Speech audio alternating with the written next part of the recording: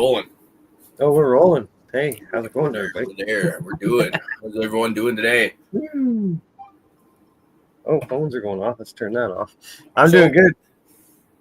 I feel almost G-Bay in a way. I feel almost like I'm wearing something that you would wear. Almost like maybe I'm wearing one of your cups or your coffee mugs or something like that. Y'all know it's like I pretty much wear black t-shirts. Just it's not even so much a by choice. I like the color black, don't get me wrong, but it's the most of metal band shirts I'm wearing. They're fucking black, and that's just the way that fucking is, right? I got this fucking Cypress Hill tie-dyed shirt, and I was saying to the old ladies I was putting it on this morning, I think this is my new favorite shirt. Because, like, every day that we traveled when I was on the road to booth camp, like the plane ride to Toronto, the car ride from Magpies down to Southern Ohio, and then also the plane ride. Well, actually, the drive from Ohio to Toronto, and then the plane ride to fucking Toronto all that day. That was all this shirt with a long sleeve underneath it. I get sensitive skin for like armrests and shit like that. I need to have some kind of padded layer there.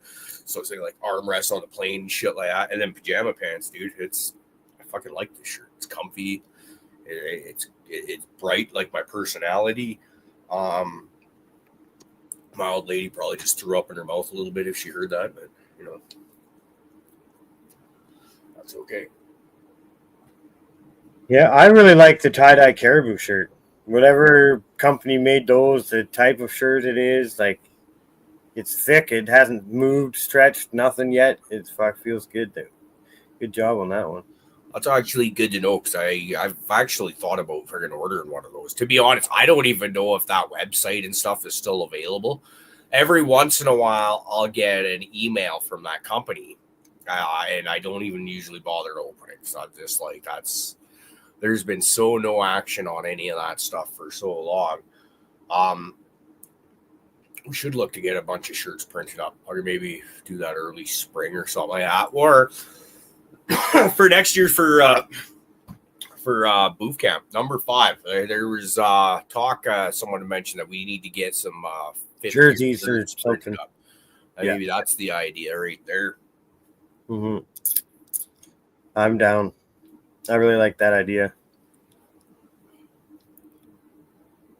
Yeah, because you'd have like additions, right? You know, like. Hell yeah. Yeah, get back on the rolling paper train too. Yeah, I worked at a summer camp, and they had like obviously each year they have summer camps a little different, but same idea. It's a thing people go to year after year, and a lot of the people there were family oriented or be returning because they were there as teenagers or whatnot. And one of the things was the shirts. Yep. People going, "Oh yeah, I got my dad's shirt from '72, man. Camp Tamac was '72," and people are like, "No fucking way!" You know, it's like, so it's kind of cool that way. Yeah, when you were graduating elementary school, so I don't know if it was grade 7 for you guys or if you did the elementary or middle school shit, but did you do like the shirts where it had like the year 1992 or 95? Class of 95, yeah. Okay, I still got that shirt. Oh, I don't. I wish I could see it in my head. When is it still on the shelf? It might be on the shelf even. I think it probably got put away somewhere. Oh yeah, there it is right there. Fuck, cool. So, and you know what? It probably would still fit because I'm not fucking small of a guy. Little Brad. Like this is so not the kind of thing I would wear back in the day, right? First of all, it was like the golf style shirt with the 3 buttons up the front. Fuck that. Hard Highway, which is no longer there, and then all the signatures and shit like that. My daughter's in grade 6 this year. And so, which means, next year she'll be doing hers because I'm pretty sure they all still do that around here. Okay, that's, I think it was when me and my ex-wife got married was when my parents, they gave us like this basket full of just all sorts of neat little odds and ends that were somehow kind of linked to the gift. It was like this is like from your past kind of thing, right? And I think what it really was is they just wanted me to get all my fucking garbage out of their house because all of it seemed to be shit that I used to own at one point in time or another. And but yeah, that's fucking cool. But that's 1995. Yeah, get your shit. So that's 30 years old, that shirt right there. And it actually still looks like it's brand fucking new. because it doesn't get worn. They're wearing it. Oh man. Well,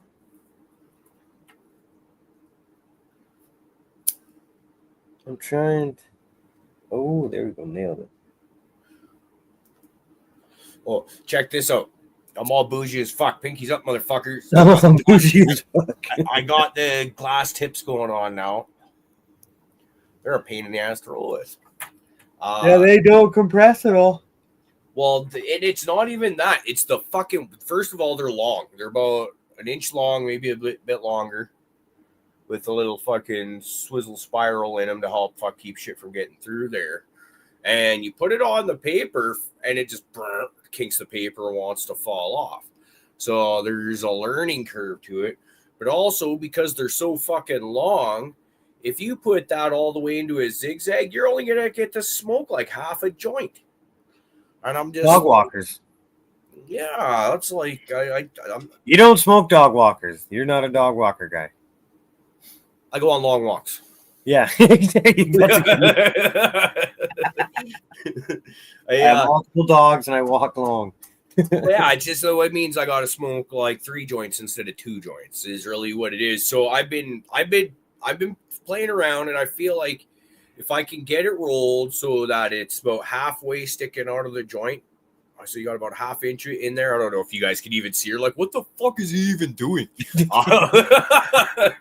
But trying to show you end to end on the joint there, right? But if you have about half of that sticking out, and that's pretty good, it seems to tighten onto the glass good enough that it's not just sliding out, but you got enough of just your lips on the glass that it's also not like, you know how your lip on dry paper is up, and how many times we've ripped the crutch out of a joint that way. And yep. So. Oh, you ever done the reverse? Had a joint go onto your lips like semi-moist or whatever, and you're doing some shit and it's dangling away, and then you go to pull it off to do whatever, and you take part of your fucking lip with it. Yeah, that fucking sucks. Take a patch of skin off. I've actually gotten really good at noticing when that's about to happen, and I'll just kind of like to get you. Start like fucking licking it off before you get there. Cheers, Art. Cheers, Ty. Hope you're doing well. You only do that once or twice, and then you get a little skeptic. Yeah.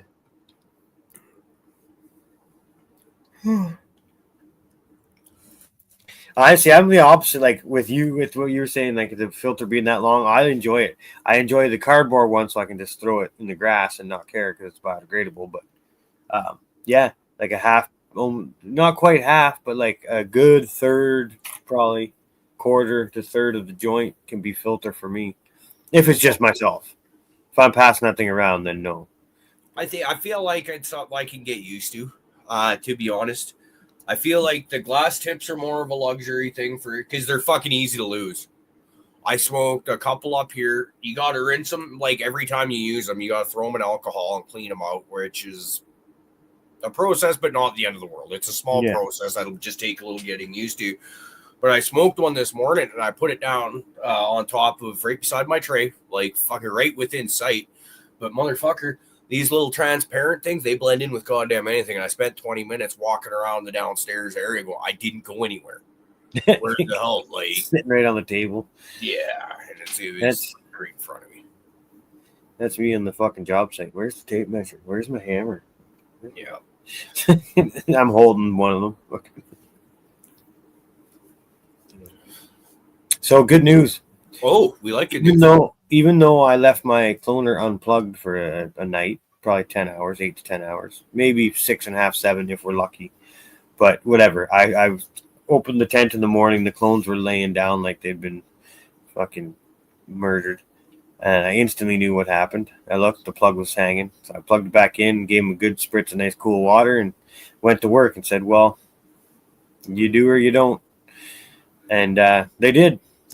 They're all back in action. You want to start stress testing early, right? Before the roots even show up. But what I'm getting at is my cut of Super Silver Haze, the 2004 Super Silver Haze cut, is fully rooted. Not the one the dog ate. It's still not dead. The one the dog ate is still alive. But the other one's got roots, and I got roots coming off the other stuff. But the problem is, I had saved that clone setup in a Word on a phone that I factory reset. So I don't have the layout of those clones. Yeah. You know what my clone was doing for the first time in probably 3-4 months? It's actually rinsing in bleach water, about to get shut down for 2-3 weeks. Nice. My cloner, I honestly, there's a very good chance my cloner might have been running all year to this point pretty well. Because that's what I like about it. I'll just swap the water out every so often, fill it up again with EO RO. I was like, that's not the word. I reverse osmosis with water, right? Fill that up. Maybe put nutrients in it, some UC roots as a bit of a cleaner, and maybe peroxide to help keep things from getting funky. And because we got our inspections coming up here real soon, and we're just trying to get everything down. I mentioned cutting tops off of everything that I had in solo cups to make it even smaller. And I spent the last I spent the last couple of days putting everything in my fucking bathtub and spraying the living shit out of it with sulfur. So if anyone hasn't caught what I've said, I've been having thrips pop up there.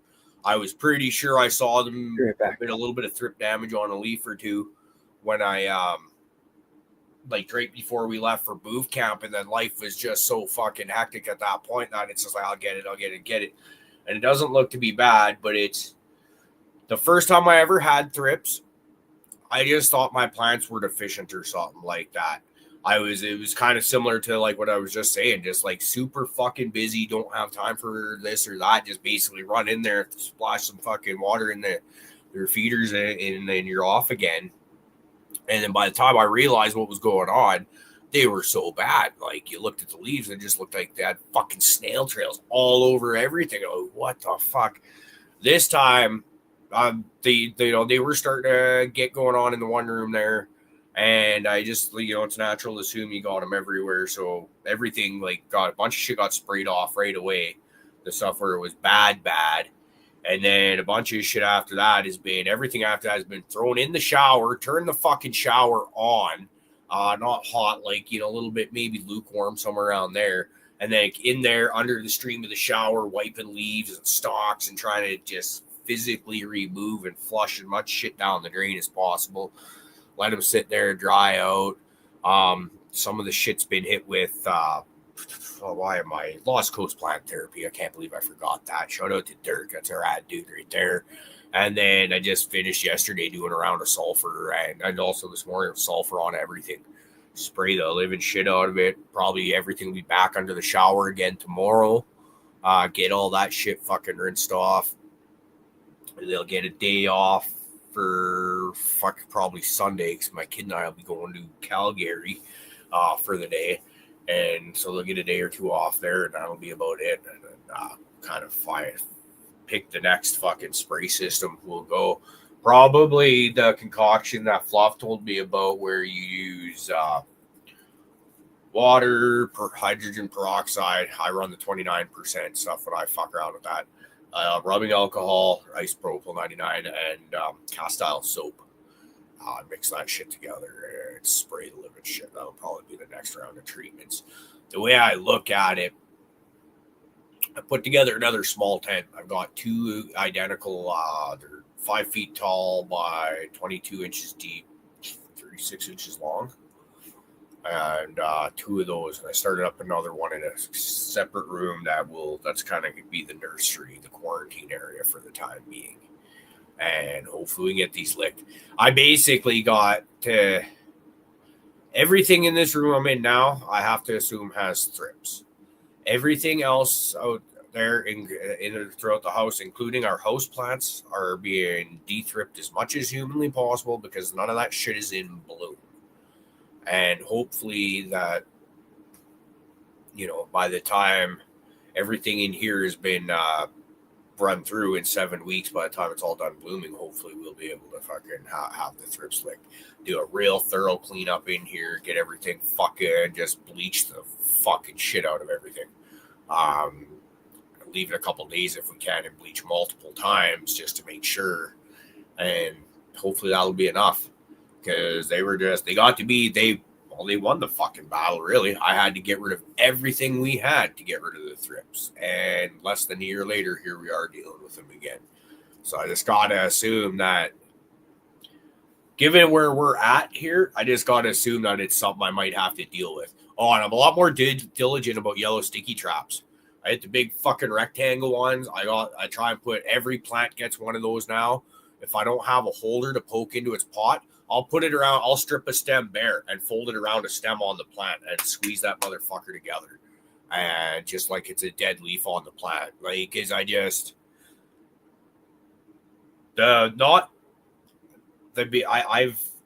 thrips are harder for me so far to deal with than spider mites were. And I've lost some battles to spider mites, but when I go batshit fucking fuck you levels on stuff, no, they die. And so we're learning.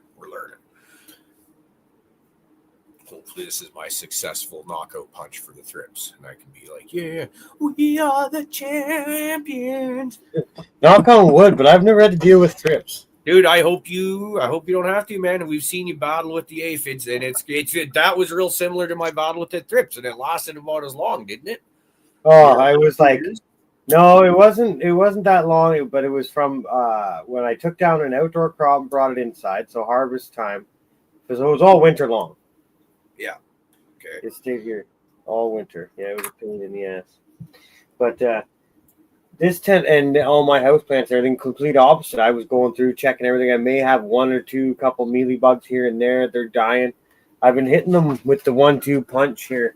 I've got some soap there, or whatever that is.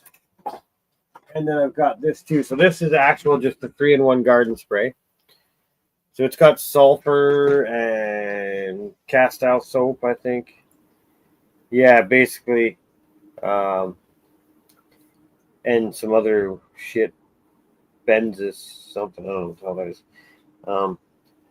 But this is Safer's, what is it? Insecticidal soap, yep. I think. Yeah, it's not in the right bottle, but whatever. I'm going back and forth between these two. Pretty well getting the plants like dripping the last couple weeks. Just hitting them up good. And I don't see anything. Definitely not any mites or thrips. I got fungus gnats, but like there's 1 or 2 flying around. And then I got those big yellow cards Magpie gave me. And it's been in here like a week, and it's got maybe 30 gnats on it. So it's like, they're not a problem. They're not flying around or anything. Like, you see 1 or 2 really when you water or whatever, but no big deal. I have got these. I showed you guys last week. Oh, I can't reach it. Come here. The old dunks. These things are awesome for fungus gnats. Yep. A couple waterings with those, and fucking away they go. And that doesn't really do much for plants or anything either, but everything's looking good. I was able to strip out some of the old re-vegged buds and stuff. Everything's healthy as heck. I got 1 primal punch in there that isn't part of this group of babies. And you can kind of tell because its soil is a little more depleted than the rest, and it's starting to basically tell me like I'm an asshole. So I gave it a pretty heavy scoop of worm castings and a good dosing of fish juice. And the rest of them got some worm castings dry. They haven't been watered through yet. Oh, and the other primal punch got a little tiny sprinkle of blood meal too. Okay, I'll be right up. And yeah, that's all. I wish my son a happy 17th birthday today. Hey man, he deserves it. 17, man. Like, how the fuck do I have a 17-year-old son? That is old. That is getting old, man. He's got a mustache and a shit. It's crazy. Yeah, this is not for him, but at the same time, it is. Let's all do a dab for you. Yeah, it can be for him. I'm gonna go upstairs and enjoy a little piece of cake and open the present with the boy. So Caribou will keep you guys entertained for the next 20 minutes or so. But I'll be back with some more hanging and dabs. You guys can just stare at my plants if you want. Sounds good, though. There we go.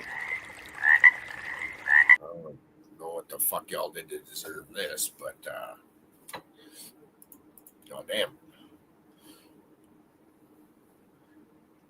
So yeah, back to the tips, I guess, yeah. I almost wonder if the glass tips will just be a temporary thing, whereas it's just as easy. You can buy a pack of them. I think we got 5 of them for however much the old lady paid for them, and they're cool. Rinse them, reuse them. Yeah, use them forever, which is up my alley. I do like to do that, but it's just as easy to go buy a box of fucking tips and just make them yourself, throw away. It'll be interesting to see how all that turns out. They do seem to have a nice draw off them, though. It's not like, when you got the your cardboard filter there, it's basically unrestricted fucking down here, right? You're just keeping like big particulate out. And these actually do have a little bit of you can feel the draw through it. Let's put it that way. See, that's for about 3-4 months, Bart. That could be like pretty bad. Like I said, I damn near lost one in the first friggin' day of trying to have them. If I don't like, so what I'll do is like there's like damn near an inch of paper on that. So I'll just, when I get near the end, I'll just slide that off into an ashtray or whatever, and then just go and walk right out and just throw that into a jar of shit. Those cooling nibs in them, don't they?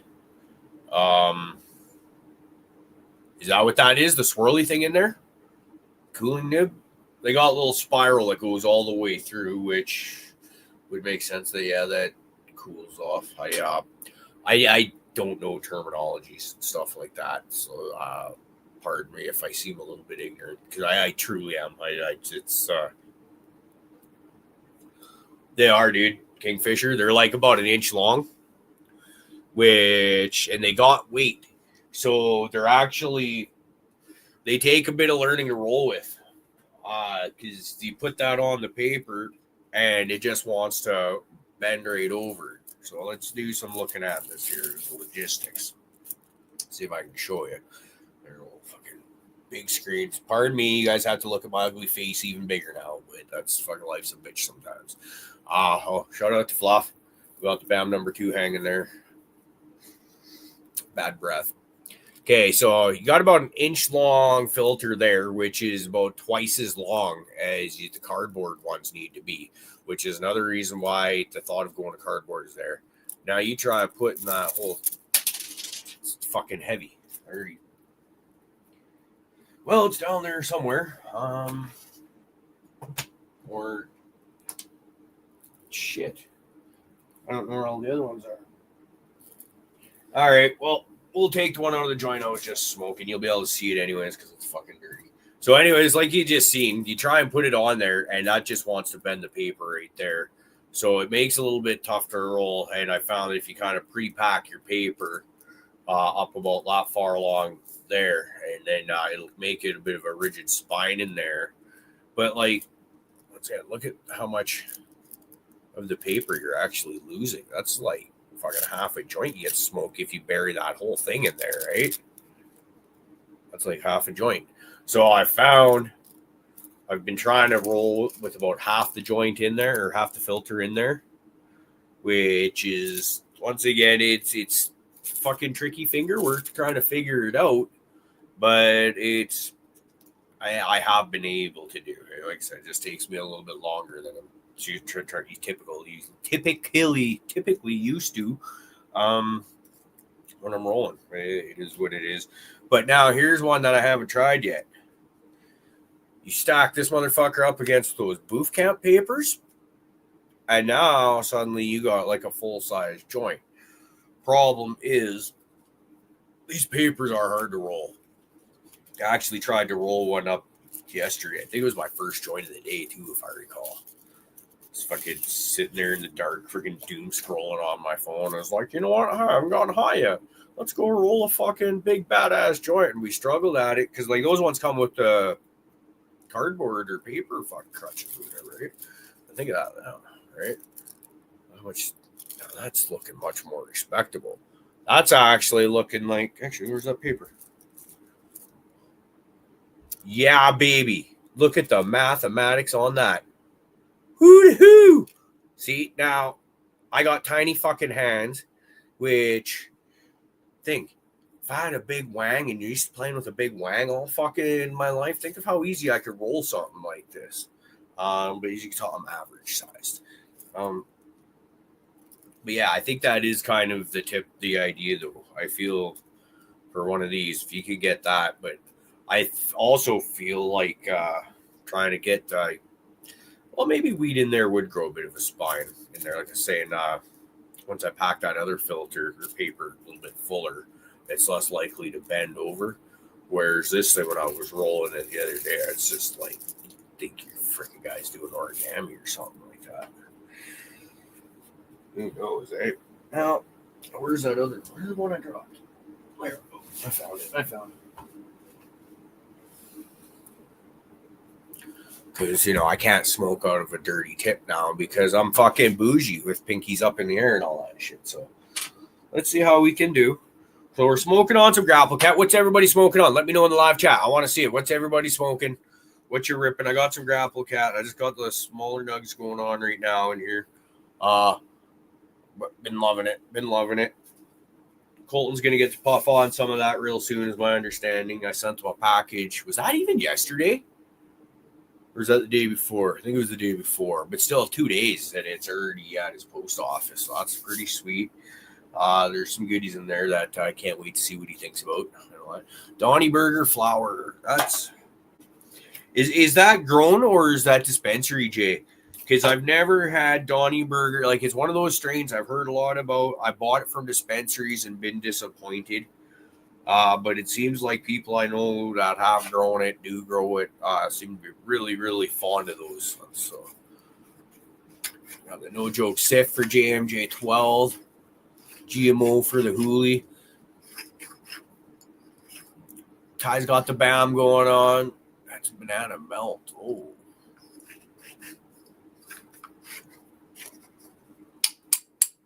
Pure Widow. Hell yeah. LA Ripper. Damn, LA Reaper almost sounds fucking cooler though, don't it? Fuck. That sounds badass. Some get you fucked up kind of weed right there. I thought I lost the freaking thing again already. That'd be just like that's it. That's the other thing, man. They do blend anywhere. You could put that in your rolling tray, look right at it, and it's like not there. Whereas the pocketbook, there's only one thing in my rolling tray that looks like that. This don't camouflage to shit. So I don't know. It's interesting. Like I said, so far I like them, but like, how often do you go buy some little fucking gadget or doodad, fucking doohickey, whatever the fuck, and you're real happy with it at first, and then it just doesn't take long for you. Oh, you can't do that to me, Kingfisher. Colored glass? Oh, man, I could, look like my shirt. It's just so colorful. I said, man, I seriously think this is my new favorite shirt, which is just weird because you guys see me wearing, black all the time. I've been like that my whole life. All the cool shirts seem to be black, or at least to my stylish sensibilities. I dig it. So, G-Bay's out there doing happy birthday and having cake with his boy. So, happy birthday to G-Bay's son. And let's do another dab over here, just about at the point where I can turn this thing. So, we got rolled in there. Oh, of course you would do that. All right, let's do proper now.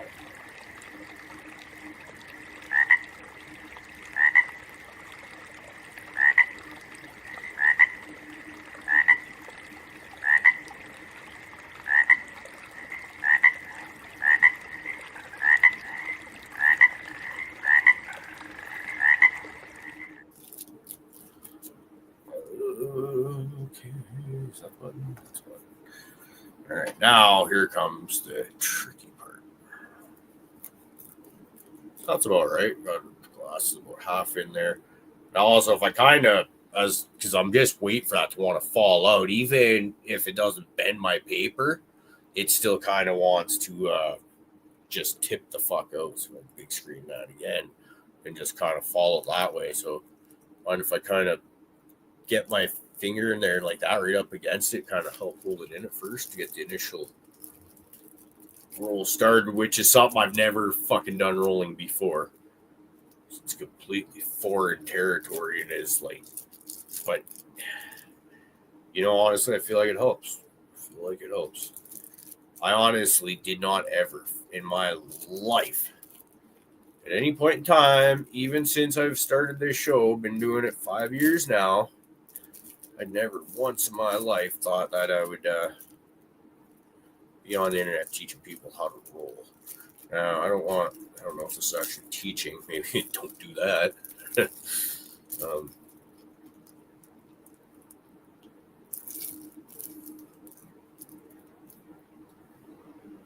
Ooh, a bamboo rolling mat. I don't even know about those, but I'll Google that shit, dude.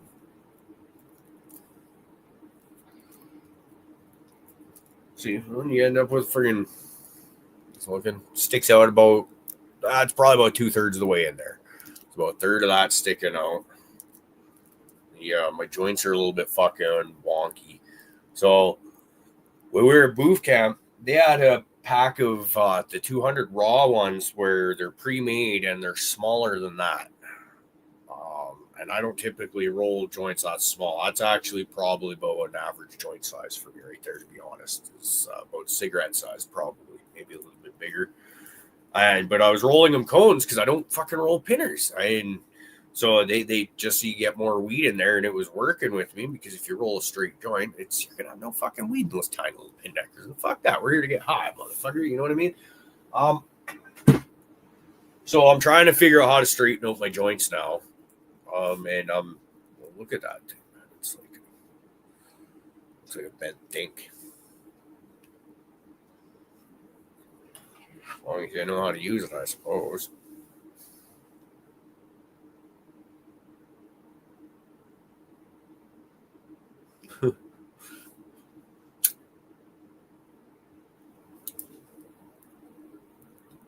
Autocorrect will get you. I see Julio in the chat there. I was texting with him there yesterday, I think it was, and I forget autocorrect gets me for calling him Julie. I was like, oh, that's yeah. That's the part of, I think that one I could honestly probably blame on having a new phone though. And I think that's the first conversation I've had with him since I've had that phone. So I can honestly see how it might see Hooli and want to do that. And my high ass, of course, wasn't going to go through and proofread my text message because why would I do that? It don't make no sense.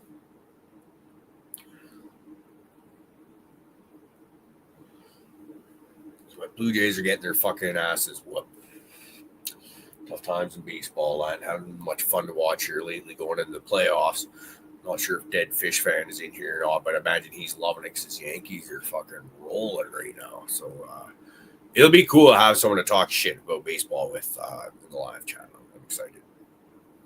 Cheers, Jeffro. How you doing, my man? Hope you're doing well. All right, let's forget the noise.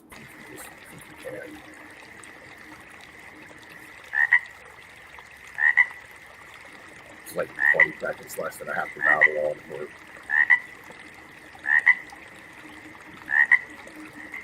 So me and the kid, we get a solo road trip coming up on Sunday. We get to go to Calgary. We're going to go see Korn and Gojira with Loathe opening up. And that should be all right. We got shitty tickets, but it's not about the tickets. It's about the journey and going to see the show with my kid. And then next week, next Wednesday, I believe, go south by Spokane, Washington to catch Mudvayne and Static X on the LD25 or LD50 25th anniversary.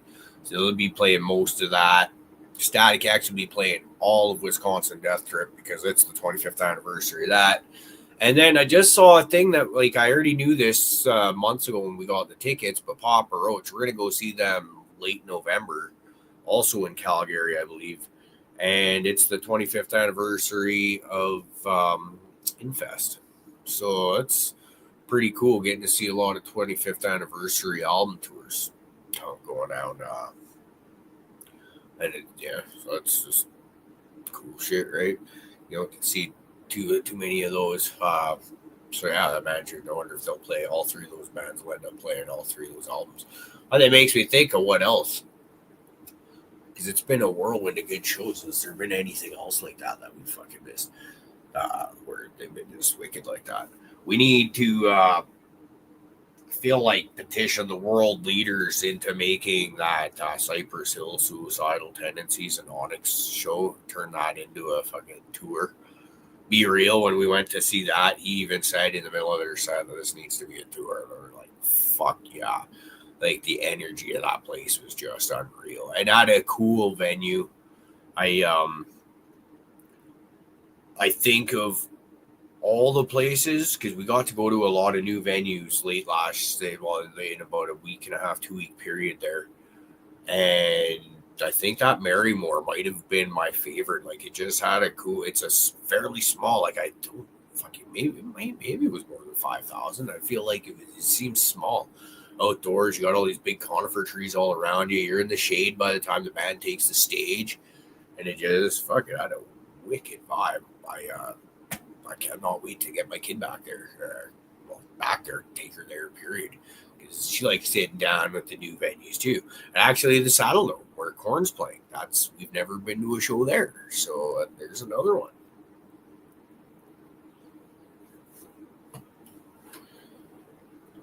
So we'll see how that is.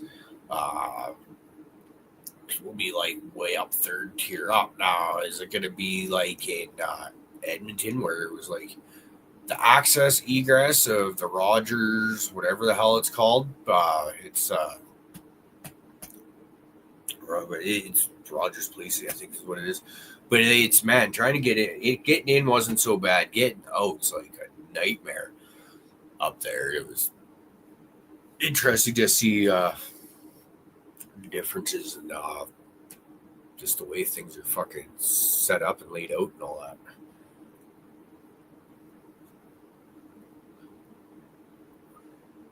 Sorry, the Blue Jays are catching my eye. They're at the plate with a man on. No outs. And it's meaningful ball right now, folks. So I'll be honest, I didn't realize G-Bay was, hey, G-Bay's here so I can watch baseball for the next half hour. Sweet timing, brother. Yeah. Can G-Bay get a woo woo? Baseball. Come on. What's going on tonight with baseball? Blue Jays? Yeah, they got some meaningful games going on. They're in the playoffs, guaranteed, but it's where in the playoffs will they be? And if they keep swimming that fucking ground balls in the dirt like that, they ain't gonna go very fucking far at all. Believe it or not, I love my team. Good times. How's the cake? Cake was awesome. It was a Minecraft cake, as per with my son. So, yeah, it was good, man. He got some cool gifts. I had a phone that was not working out for me that I bought, and he's wanting one, but can't really have one with a network and everything, right? So, this phone was such a piece of junk. Kind of, it wouldn't go on mobile networks, but it would go on Wi-Fi networks. Or if you hotspotted to somebody on mobile data, it would work fine. Really weird. I don't know if it was the settings or the phone or what the deal was, but perfect for my son. So he was head over heels, got himself a nice new fancy smartphone. So he's up there poking away on that thing. That's awesome. It's all about the smiles on their faces. Yeah, right. Exactly. He's feeling the love today, that's for sure. It's good. Yeah, like to hear it, like to see it. Okay, yeah, I might have ate a little too much though tonight. We had burgers for him too, so I smashed a few of those. I made a pork loin roast today in the crock pot. Did something a little different. Like, if it could have been pulled pork if I wanted it to be, I guess, but I threw what I do, I put honey over top of it, and then we have a bunch of sliced up dehydrated hot peppers like jalapenos and shit, mixed peppers in canning jars.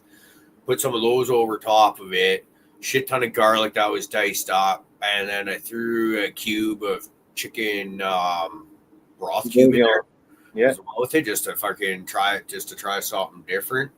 That shit's fucking spicy. Like, I didn't think I was like, Josh, should I put more peppers on there? And it's probably a good thing I didn't. Because, like, I feel like the old lady, she said she was going to bring home some sweet potatoes and was probably going to do like mashed potatoes kind of thing, and was probably hoping to make gravy out of that. I think you make gravy out of that, you're going to be shitting fireballs in the morning. Yeah. Like, just sampling the meat, it was good. Like, right before we started, I was down. You know how it is. You got to sample up what you're fucking doing. And I was like, damn, this is good. And, you know, and then, but it's like that, man, that juice has just been sitting there with fucking hot peppers, fucking just simmering for. Yeah. I used to love hot stuff more than I do now. I think I don't know if my tolerance went down or my body's changed or whatever the deal is, combination of the two, but I enjoy it kind of for the first bite or two now, but then no after that. So, like, give me a buffalo chicken sandwich or something, but only make the first 2 bites buffalo, and then the rest can just be plain. See, I like, one of my things, like, I don't like crazy spicy. I like, it's fun to fuck around and find out every once in a while with the spicy shit, but it's like, I like something on the level of like a Frank's Red Hot sauce. It's not really all that spicy at all, and it's actually got good flavor. Like, Louisiana hot sauce is good tasting sauce. I enjoys the flavor without melting my face, and it's like you get a little too extreme, and it's just like I don't enjoy eating my meal when my eyes and nose are just fucking pouring like faucets. Oh, baby. That's the 04 Super Silver Haze. Very nice. Yes, sir. That's nice. And then I got some other roots coming up on other ones, and that's when I went to go investigate and look at what rows I put what in, and I don't have any record of it now. Oh, switching my phones around and stuff, and between factory resets and this and that, I don't have anything saved where I had some stuff saved. So, and not that I care too much. It's not life or death, really. But, like, I don't know. Like, I like just pollen chucking, and I don't usually keep much stuff. Just, you know, like, I'll make one round of seeds and get a couple hundred, and that'll generally last me my lifetime. But that's move on to the next kind of stuff. Yeah. But when I smashed that little grape Hoolie male into a couple things in the summer there, I really like the grape diesel myself personally. It's got the kind of like that. It's got the old school. It reminds me of the weed I used to smoke as a teenager and grow a lot in the cornfields and stuff. Like real fucking dank, sweet. Like it smells like sweet fruit, but then when you break it open, it's got like that real ranky gas fucking kind of smell to it. Yeah. Like just really potent smelling weed. So I really like that. And then the Ghost Beach one, which I call Grape Ghoulie or Grape Ghost. It's got like this weird nutty, hazelnutty kind of flavor to it, or not flavor, scent to it. But it's dank, man. It's good. It's like it holds its own. And my buddy just messaged me the other day. He's like, dude, that shit you gave me to grow Grape Ghost, whatever. He's like, it's fucking potent as hell, this and that. And he's a seasoned guy, so I was like, oh, that's good to hear. So I kind of want to keep that around. And then that Pack-a-Punch one, that I don't get much lemon like that. You don't get that around often. That zingy of a lemon. So I'm kind of like, man, well, yeah, I sort of want to keep you. I'm not too worried about the Primal Punch because I'm not sure if Major's going to keep that around or whatever, but that's more something that's in the general public too. Like the Primal Punch is like what you'd call, I guess, a famous strain. It's out there in the world. Oh, yeah, it's well known by now. Yeah, right. At least within our circle, it certainly is. Yeah, exactly. But all this stuff I have down here, the Grape Ghost and all that, that's just one-offs in my basement only. So that's kind of, I don't mind keeping around for 1 or 2 rounds, but when you got friends and people that kind of not count on you, but like deal with you for those kind of things, getting clones or getting plants or even a bag here and there. When they start to hone in on what you're doing and follow something that you've done and appreciate it, it gives you just that little warm feeling, right? You're like, fuck, hey, I got one person that wants me to keep growing this strain. That's good enough for me. I'll keep doing it.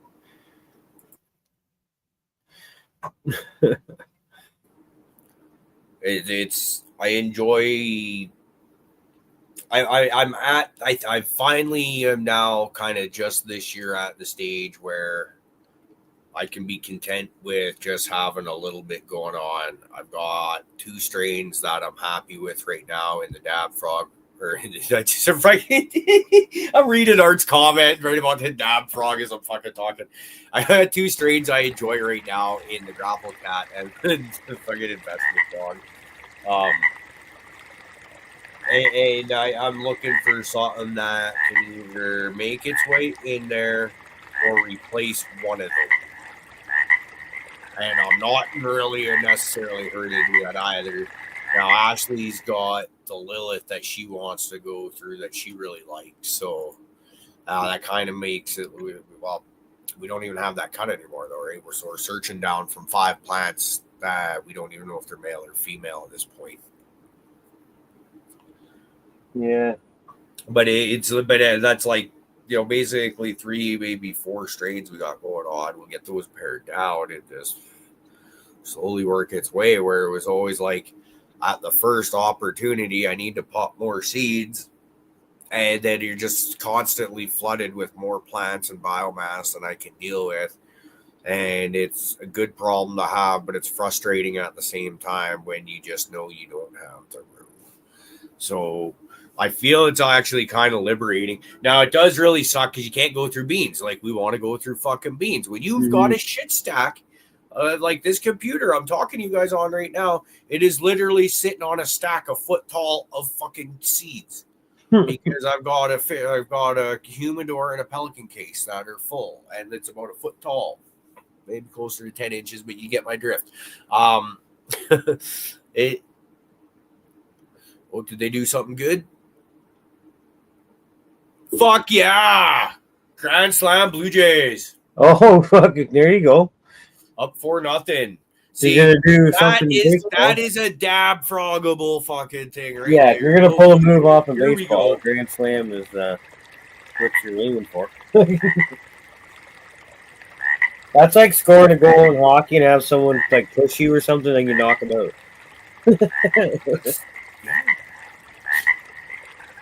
Oh, grilled cheese. Oh, I haven't had a good Colton. hot minute.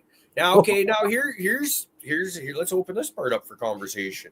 When it comes down to grilled cheese, are you guys into doing like fancy cheeses or just like cheddar? Or are you all about like just craft singles? Are you understanding the context of what he's talking about right now? No, I don't. Okay, so he had said not wake and bake. He wrote wake and bang, and I said, yeah, buddy, that's the Breakfast of Champions, a little kitty. And then he said, yeah. Okay, yeah, no, I missed it altogether. Yeah, I just wanted to bring you up. No, I was fucking completely fucking over my head. Yeah, you were way too nonchalant about it to be in the know there. Fucking guy, right? Ooh, never a dull moment here on the Caribou Show, folks. No, it's not uncommon for me to get high as shit on here and not know what the fuck I'm talking about. So we'll fucking just go with that. I'll give it to you. It was a quick little one-liner in chat. It wasn't any. It was. I don't know if it was meant for everybody. Fucking Boof Crew.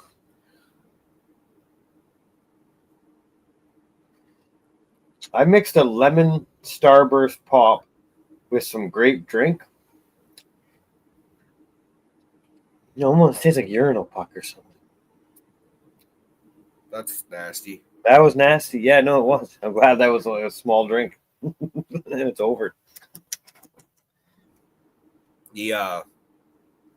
Going back to the bachelor days, I used to always keep the big jug of Fast Orange under the kitchen sink just for it's always good to have Fast Orange around. I like having it. And one of those things that I'd gotten away from, and we started doing again now that my old lady works at an auto parts store. And so she brought home some Fast Orange and then another one that smells like cherries. It's the same fucking shit. It's different smell. But it smells like urinal pucks. Like you go into a fucking clean bathroom. It's just like, yeah, that's interesting.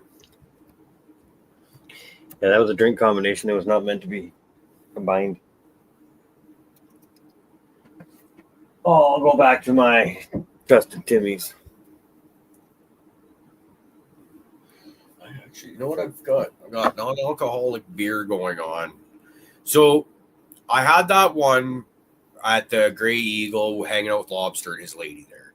And that one beer I had, and it was non-alcoholic Heineken, was like an angel pissing on my fucking tonsils. It was the most magical thing I can recall drinking since probably the last time I had a real beer, to be honest.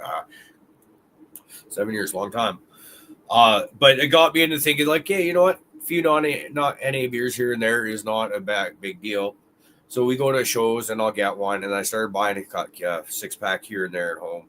And even the NA Heinekens back home are not very good. They're kind of, a lot of the times I won't even finish it. Or I'll have like 1.5 or something like that.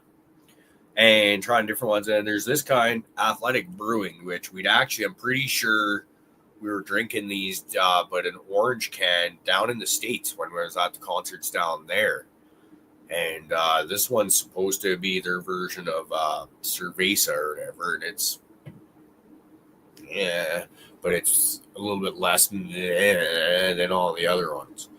I guess it'd be really sweet if I could find, if I get any beer that it just tastes fucking good. And I can have my 2 beers a day or whatever and just be like, fuck yes, that was like just golden piss straight down my throat. Angel piss, y'all. Angel piss, not just golden piss. Hashtag PHM. P-holes matter.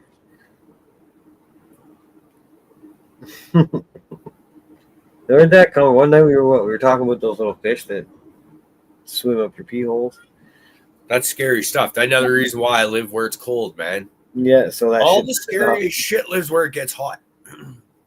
Like, we get bears.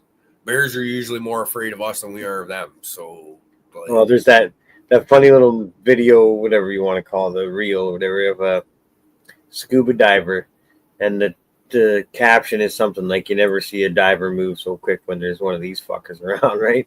You see the little thing wriggling, he's just, buddy's like, fucking, get the fuck away from me. Fucking sitting there with a pair of scissors underwater trying to snip the fucking thing or something. Yeah.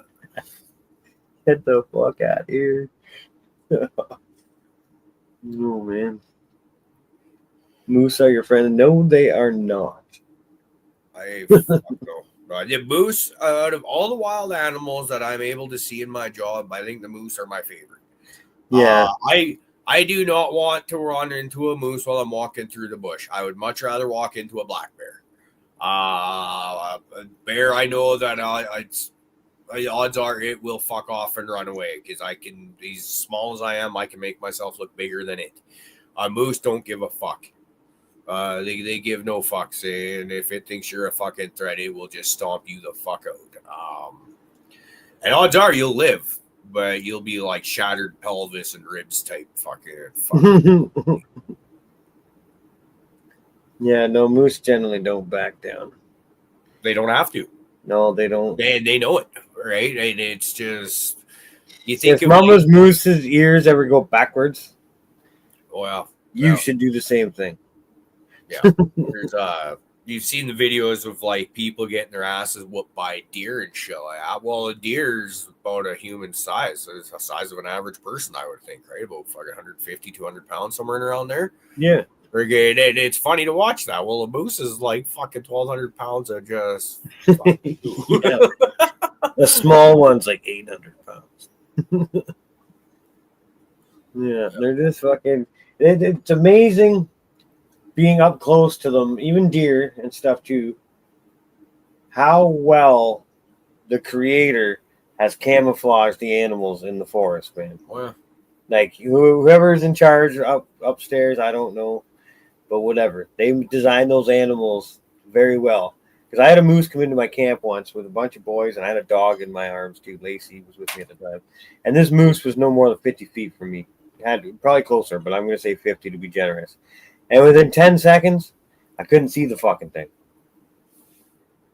But it was right there. You know what I mean? Like it had just stepped into the bush. But I couldn't see it anymore. I could hear it moving around and shit, but you couldn't see it. But every once in a while, you'd catch it. But it's like, for something that's the size of a fucking small van, you'd think you'd be able to pick it up a little more, right? There's actually just was a year and a half, not quite 2 years ago. I was working in Vanderhoof, and there's a move. We were parking our trucks at a farmer's shop. And they had hay bales there, and moose and a few deer would come and eat on them. And most mornings I would get there, and this one moose is there. And I think he started walking off, and I was following him in my car, and I think just trying to take videos of him or something. Or maybe I was actually going somewhere down the road a bit. Maybe to smoke a joint or something like that before work started. That could have been. But anyways, like just watching them, they only have to get a couple feet into the bushes. You know, like they don't have to go far at all, and then you have no idea that they're there. You can't see them when you're looking for it and know it's right there, let alone if you were walking by and not looking for it.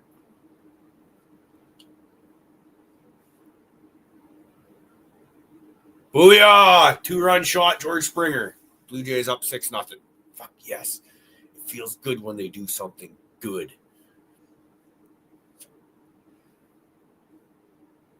G-Bay's from like right down the street from the Rogers Stadium. He's like, meh, don't care. Do you know how nuts I'd be going if my province had a baseball team and they were doing reasonably well right now? I'd be like, holy shit, it's like mad hooligan. Shout out to Seattle. Fucking any friends we have in Washington. Fucking they're fucking kicking ass. They're a fun team to watch this year. Look out. They've got a real good chance of fucking winning the World Series this year.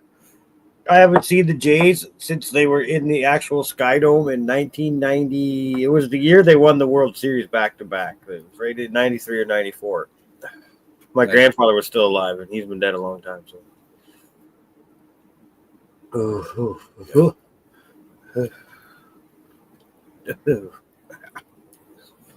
Super lemonades for the fucking win. I am confused right now. That dab was big. Yee. Yeah, I like that. Lights are a little too bright. They're not even on. I need to actually put this out there. I think I see my old lady in the chat here a minute ago. Well, no, I know I did. Careful opening the door. There's a good chance there's 5 gallons of water right behind that fucking bucket. I'll try and go move it before when we're done here, but just in case I forget, you might make a great big mess when you fucking come barging through that door. Since you're aware of the possibility, on you now. Yeah, 100%. Careful, and you knew it was there. So I've relieved myself of any. So check it out. But you know who's going to get yelled at if she comes through and kicks that fucking bucket over? Well, you. Yeah, I know, right? So the orchid's got a new home. Let's see if this thing fucking does orchid things. I just laugh at its little boner root. Go, little buddy. Dude, Armand Stairs throwing off a bunch of those. And then there's another little one starting to climb down into that little nub there is growing in the last couple of days. But I put it in there. You guys seen the size of the little plug it was in before. So it's, surrounded by another solid inch all the way around that plug everywhere. I haven't fully soaked everything, but it's doing good. And I got another leaf starting on the inside, so gonna do its thing. See, now another downside of doing these glass tips, because I fucking slide them out at the end, and now I've got like a 1/2 inch of unburnt fucking paper that can just fucking light the fuck up in my ashtray. Yeah. So these are a bit of a fire hazard. Yeah. Because guess who's a fucking stoner and puts shit in his ashtray? Caribou. This guy right here. So as I weigh out the pros and cons, everybody that's not been here the whole show or cares or paying attention to any of that shit, got these glass tips. I mean, we were talking about them on Tuesday. Wild lady overheard. Bought some at the head shop just down the road from her work yesterday, and trying to get used to them. They're nice, actually. I don't mind them. They draw nice, they affect the draw as opposed to, say, a cardboard crutch, right? I guess is what I'm saying. You can feel their effect on the airflow, and it feels nice. You do got to wash them every time.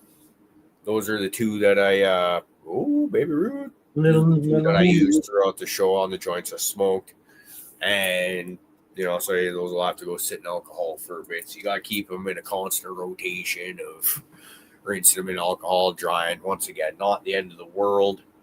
I feel like I'd need at least another 5-pack of the things to keep it right. So you could always have like 5 sitting right there, and then at least 5 sitting there, and then 3 to 5 sitting in the solution of alcohol, fucking getting clean, all that stuff. Or just keep going with the crutches. We'll see. This is real, big, tough life decisions. Yeah. First world problems.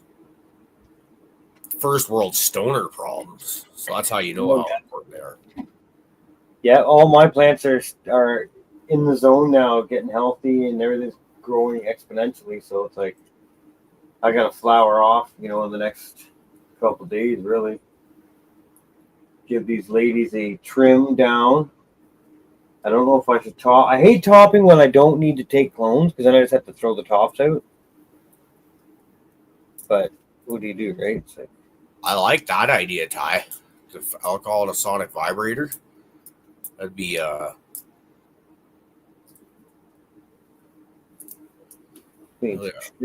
unless that one completely flew over my head too, and you and Colton are talking about something completely different. You never know. We have been known to throw vibrator talk in here every once in a while. So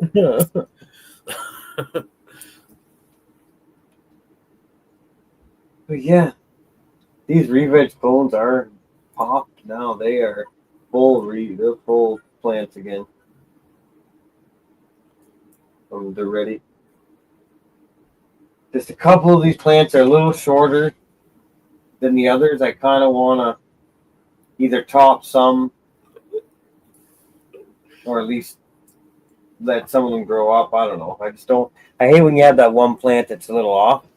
Everything pops off and stretches and takes off, and then there's one that just kind of gets left behind.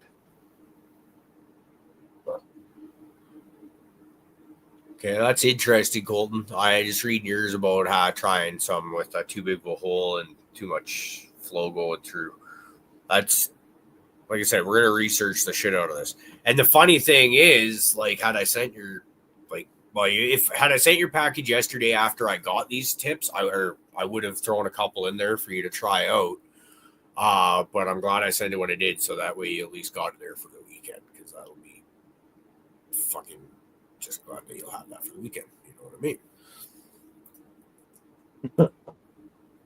mean? That'd be some good porn, though, J5. Bud porn. My mom brought me a glass jar the other day. She's like, "What the fuck is this?" It was a bunch of.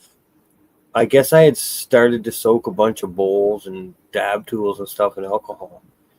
And not stashed it, but just put it aside, right, and forgot about it. But it had been shaken around and so there's like a lot of resin in the alcohol. So after everything had evaporated, it was just salt and resin left. It was the fucking nastiest looking, crustiest fucking jar of shit. I'm so sorry you had to deal with that. I'll take that. Sorry.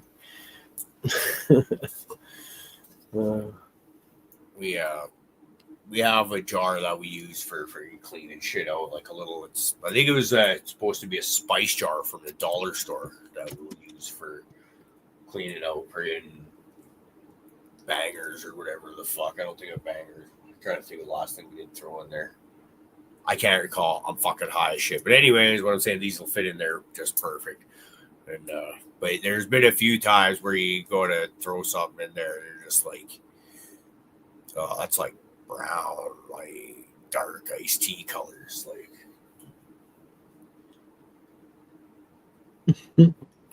Yeah, I had to give the family the talk today. I'm like, I'm about to feed my plants. I had to explain to my parents what this stuff is.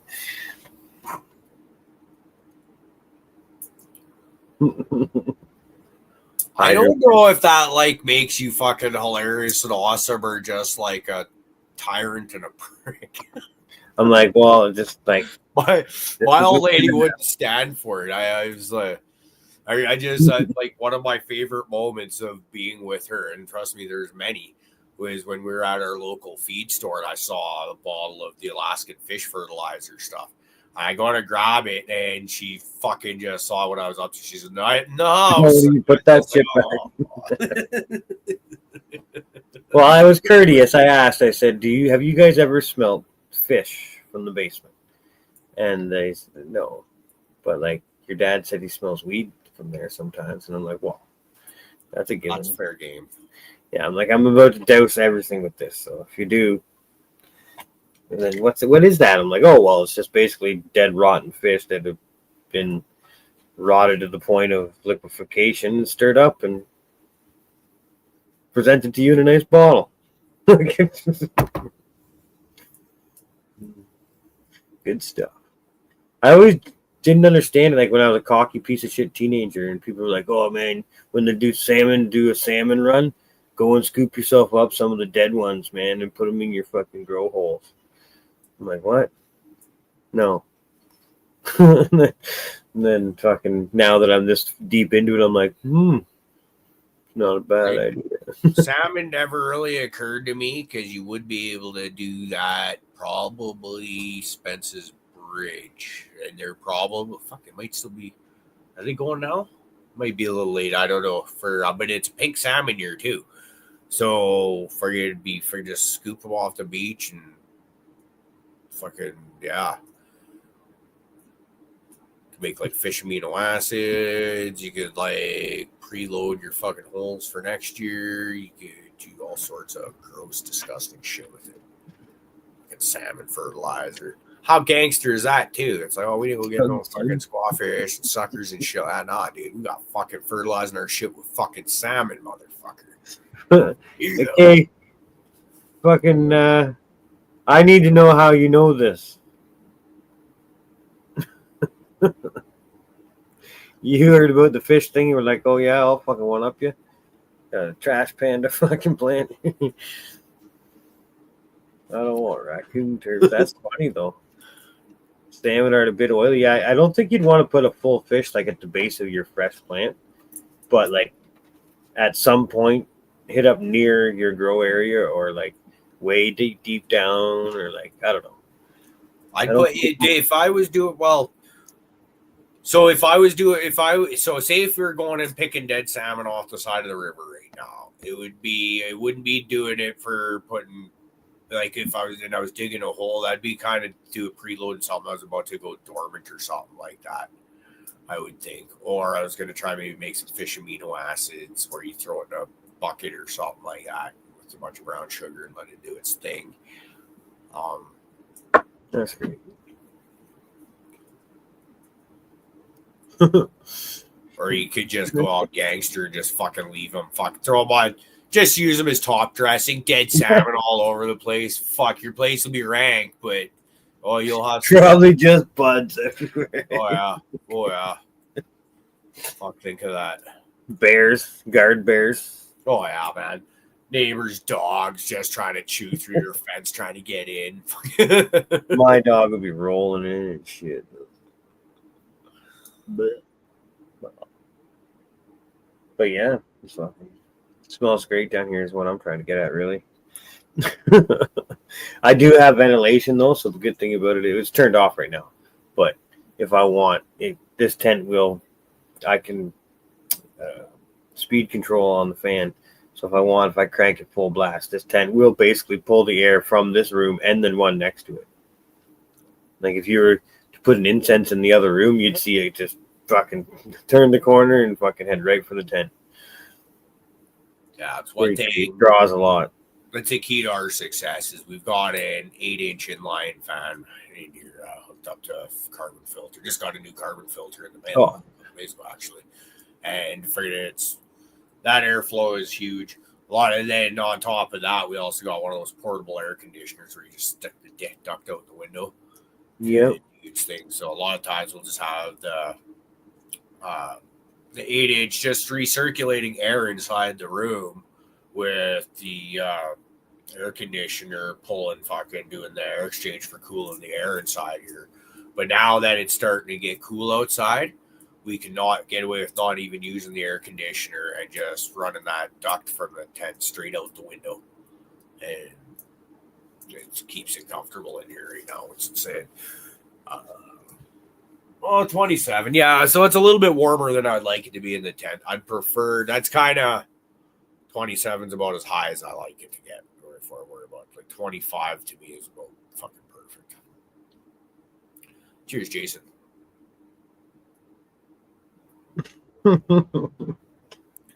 Yeah. I do see a lot of hen manure stuff. Speaking of, someone mentioned chicken terps. That's pretty hot though, isn't it? Isn't chicken shit real hot? Yeah, I think you gotta let that cook. Like that. Yeah, it's like it's real hot nitrogen. Yeah, I think I've never used it, so I don't know. I have, but not properly. Because back in the married life, we did have chickens. I'd always just take. I thought I was all slick. I made these drawers in the like underneath the chicken wire or whatever. You could just pull out, so all the chicken shouldn't fall in it. And I'd just go dump that like in the part where we had the corn growing, and I'd just top dress with that. And in a fence, probably actually did worse damage than anything. But that's Just not. burnt it up. I didn't know about composting and shit like that really at that time, right? I just knew chicken manure or chicken shit works as manure, whatever, blah blah blah blah. And yeah. Like remember those the girls from, I think they're from Alberta somewhere, and the one girl had fucking quails running around. Yep, that's fucking awesome. Had like the bird cages on like underneath the canopy. That's fucking deadly. That's neat. I'd really like that. Any bug tries to climb up that stalk, fucking. Yeah.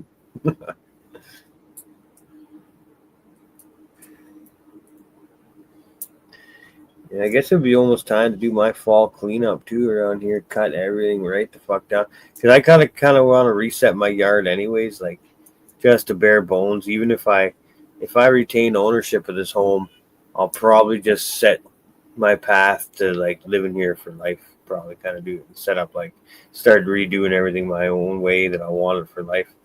Fucking right. So yeah, I don't really mind getting it completely reset because I'll either have to sell it or start over kind of deal.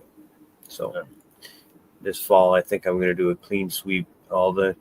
Any major plant is probably going to get the fucking heave-ho. Like that blackberry bush I've been rocking for however many years. I can cut that right down to the ground. That don't matter. That thing's going to take a bit of work to kill that thing. Like that thing's going to be coming back for a few years no matter what you do. Blackberries are so invasive, man. Yeah, that thing is ridiculous. Takes over the whole side of my house every summer. Even when I do cut it back, it's like, oh yeah, cool, whatever. Yeah, no, we like they don't grow up in my area, but you go 4 hours south to Abbotsford, Chilliwack area, and they're fucking everywhere. It's a nice plant, like it's a thornless, and the blackberries are thumb size. You've got thornless ones? Thornless, and they're black, and they're fucking like the blackberries are like they're wicked for smoothies and shit. Like it's a great plant, but it's just I went through a fucking major funk last year, right? So it's like I didn't tend to nothing, not even myself. So everything's behind, everything's out of whack, nothing's. My yard looks like shit. My house had a carport fall off it, but we're in the state of disrepair over here. But dude, it's at the same time you start fixing your house up, your value goes up more, and that affects any kind of legal proceedings that you have. Yeah, exactly. So I'm not too worried about it. Like I kind of do owe that to whole situation. Like, it happened under my watch, all that shit. But like, I'm not overly concerned about it. But we'll move forward whatever way it happens. No biggie. I was really stressing about that shit. That shit'll weigh heavy on you, like just fucking all that financial shit, right? So I'm over it now. I don't wake up like going, "Oh fuck, everything's gonna go to hell." So I'm doing so much better.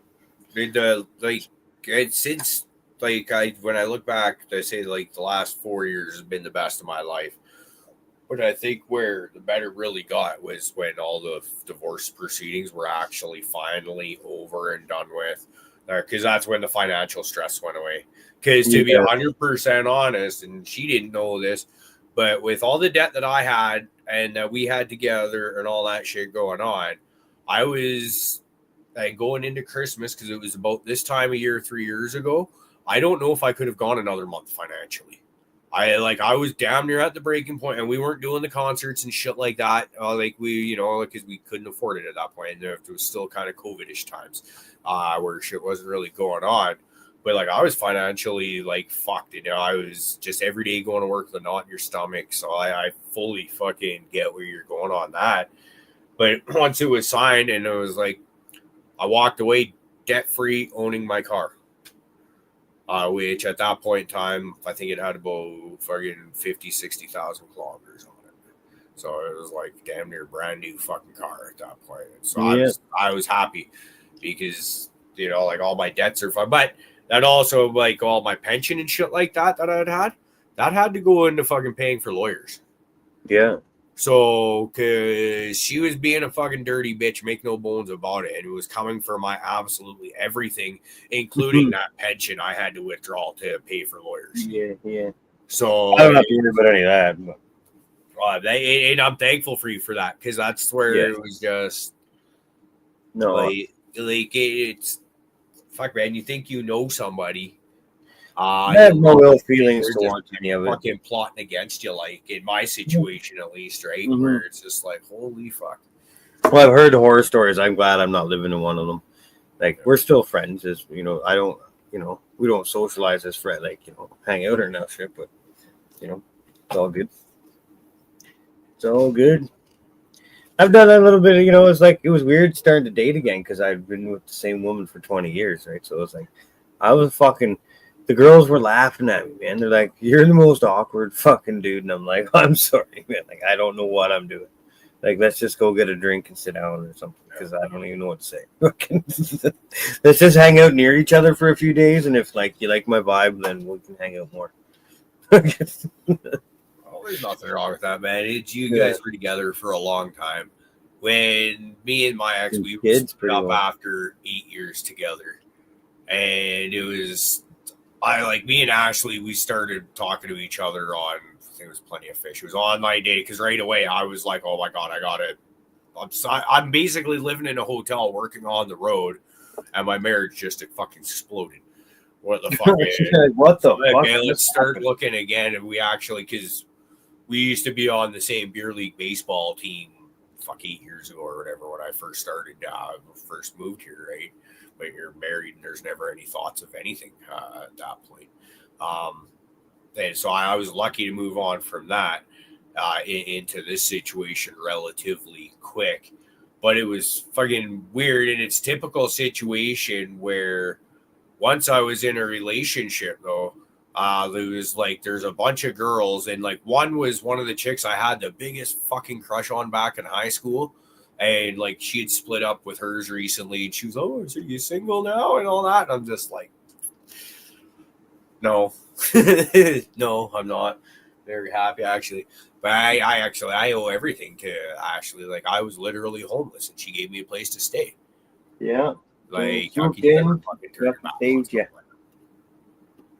Yeah, it's kind of weird. Like my girlfriend now, Allison, I'm still amazed that coming from a small town area and having so many close friends that know each other, but we had personally never met or don't recall ever meeting.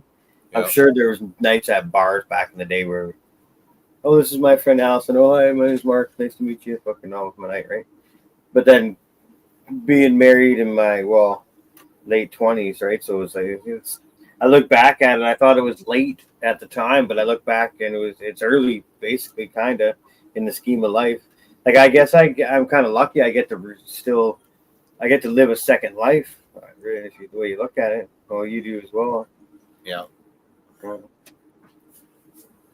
It's neat, I guess. Like, people like my parents been married 50 years. That's my parents, man. Yeah. I think my parents are 67. Different era, right? Yeah. And they've been together for, I'm pretty sure that I think this year or next year is like their 50th anniversary. That's cool. I respect that too. But, hey, like, fuck, it's, people go through their moments when shit like that happens, but goddamn, I'm glad I'm on the other side. There were some rough moments there. Some of you guys were hanging out with me in Discord and stuff. Also, cheers to those folks. You know who you are dealing with me. Especially, I want to give a shout out to Thunder Dan. He was good through it. I do sit at some point. He kind of pulled me aside a bit and give me some motivational shit. Kind of like, not like a spirit father, but almost, right? Kind of, we'll call them Southern quotes, and kept me on the right path. And it took a minute. Took a hot fucking minute, but I'm still dealing with some stuff. Obviously, like, it's not over yet, but it's on a mental note. It feels a lot better, anyways. Sorry for getting all fucking deep on you, guys and girls. Yeah, Thunder Dan, the man, he's good shit, man. He's been through some shit in his life too, right? So he knows what's up. He's no stranger to danger. And this too, you guys had seen that I had taken a break from growing for a bit. Don't do that. That was a mistake. Dude, we told you. We fucking told you. I know. Now that I'm back, got these going, and I got my tent going, it's like, oh yeah. We've got our G-Bay back. Yeah, I'm not full, but I'm good. I'm good. That's the main thing. Hey, if I could just increase 1% a day, eventually we'll hit 100, right?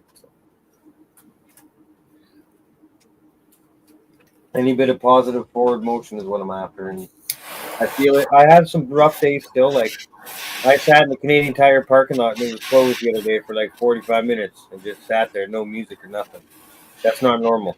But what it is processing. You're just sitting there thinking of things and taking time to reflect on what's going on, and all of a sudden 1 minute later you're like, okay, I'm good. And you put the car in drive and you fucking go back home or whatever. I had went there to shop, but it was closed when I got there, and I was just kind of in a mood, and just sat there and did my own little therapy session, you'd say.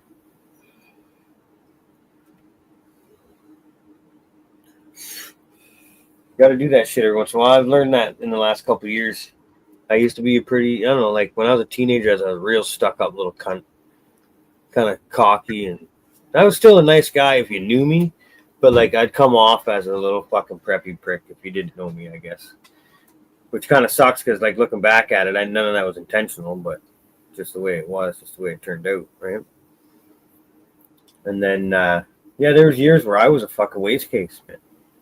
Not every day, but like when I had my chances to go out and hang out with my friends, it wasn't just going and hanging out. I'd hang out with 15 beers and other stuff. And that went on for many, many years. And I look back now, I'm like, oh, fucking ouch. What a waste of time. So rough. Well, you're not sober. You don't, like, your thinking process, your brain pattern, everything's different. Yep. None of it's, you can't, no matter how much you look back and say, how could I have not thought like I do now back then? You can't. Your judgment was clouded. Yeah, like in your brain. I honestly believe that when you, like, because I was a fucking full-on drug addict, alcoholic, started doing hard drugs at 13, smoking weed and cigarettes at 11, and by the time I was 17, I would do as much of everything and anything as I could get my hands on. Didn't fucking matter what it was. For drugs, alcohol, you fucking name it. Let's go. Party time. And by the time I had fucking got to, say, like, was it 19? Yeah, that's when I got off all the hard shit except for cocaine. And by that point, I was shortly after that, I actually even quit smoking weed. So then it was like coke and alcohol were my demons for friggin' the next shit till my early 30s, something like that, somewhere in around there. Till 2016. And that was the day day after my wedding was the day I was able to drop fucking coke like a bad habit finally. Never wanted it since that day. Yeah, I was never too bad with it, but it was always around. And I was bad. I'd never really hunted down or anything, but like, if I was out drinking a bunch of beers and I had $100 in my pocket and you walked up to me and you were trying to sell me cocaine, I'd buy it. No, I was the guy that like my fucking dealer like by the at one point in time in the bachelors there was like work a night shift at the sawmill. I'd freaking nerdy have beer bought in the fridge and probably usually some whiskey in the freezer or something like that for bought before I went to work. Have my dealer meet me at the house. A lot of the times, me and my buddy Marty were gonna slam a beer or two just between work and fucking home, which is not even quite a 5-minute drive, I don't think. Or slam a couple beers while you're in the shower because at that point in time, around when I stopped doing all the hard drugs, it just was a coke and alcohol, the blow would start giving me anxiety if I did that when I wasn't loaded on something. So I had to counter an anxiety attack. I had to be freaking half corked by the time I started hitting the freaking rails. Otherwise, it's freaking too much. Yeah, no, I hear you. I was along the same line, and I see a couple comments and chat there too. So I'm glad anybody who has ever sought out sobriety and reached it. Yeah, fucking good on you, because it ain't easy, man. I was a mild case and it was tough. So like I can imagine somebody who's actually fully dependent. I was just a weekend binge kind of after hours, like, you know, I was a functional alcoholic, I guess you'd say, right? What's that? I went to work, always maintained jobs and stuff like that, but I would like if you want to get loaded on a work night, let's fucking go. Let's do it. Let's say then once again, I was never able to separate alcohol from cocaine. So that was it. Like once I started drinking, and there's times where I would start drinking with the good intentions, but these were few and far between. But where I would start drinking with good intentions and not doing blow, but it was never very long before you're just like, all right, let's call them up, somebody, and let's get the rails going. And it was just yeah. But like once again, I feel like having something like cannabis though, which is in one sense you are replacing one addiction with another, but it gives me a lot more positive. It's not a creepy, gross, disgusting vibe. I don't have to worry about my fucking daughter coming up and wiping her hands across some place where assholes were just doing reels, right? Like that's a real thought. Sure. That's like actually that's I don't know the details of it, but like my own sister just earlier this year at the beginning of the year, she lost custody of her kids because apparently there was drugs within reach of a 4-year-old. Like that's all for details I know on it, right? I don't know how close the fact is that it was possible. That's scary shit. Yeah, the fact that you're even getting accused of it.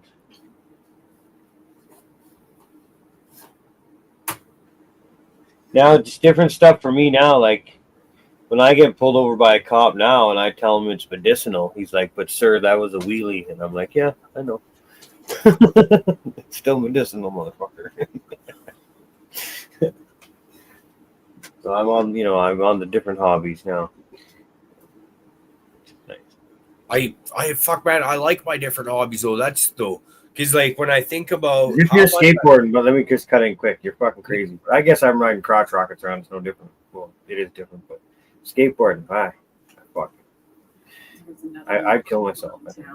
Yeah, one that I don't know about. The one behind the sushi place was just redone. Oh shit, we got a paved parking lot in town, folks. Somewhere I might be able to go skateboarding this weekend. No, I'm gonna go. Maybe Saturday. Holy shit.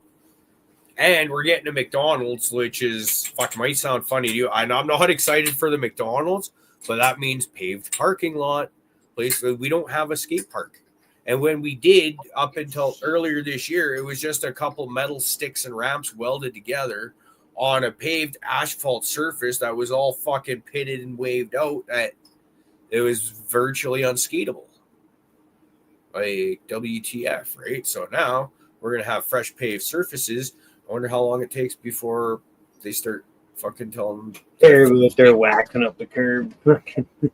I can't ollie yet, actually, to be 100% honest. And it's I practice sporadically now at it. I still want to learn how to do it, but like is when I went from running on a popsicle deck to the longboard was more like, yeah, this is my jam right here. This is my comfort level. Like it's like an old man board. Like it feels like, but I gave that one up to a friend that she's going to do some wicked art on it, but she's been holding on to that, so I had to get a different one out of that, and so I got like a cruiser, and I want to be able to fucking ollie up and off of like curbs and shit like that. Fuck, it was going to take me a minute to figure out that word too. So curbs, but the reality is I can't ollie yet, so I guess I need to practice. There was a couple guys when I was at work, when I was growing up in town, and they were fucking good. A couple people actually went like semi-pro. I had a buddy who went pro snowboarder. It was BC. Had a friend who was an actual full-on Olympic skier, and she actually died.